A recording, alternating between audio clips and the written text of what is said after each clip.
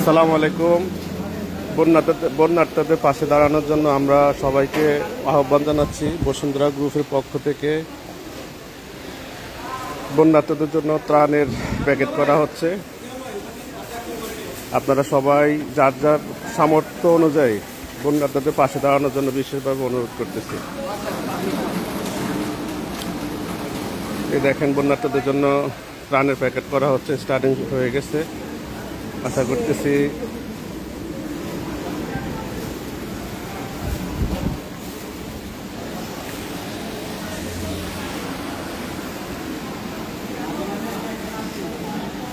দেখতেছেন অনেকেই প্যাকেট করতেছে।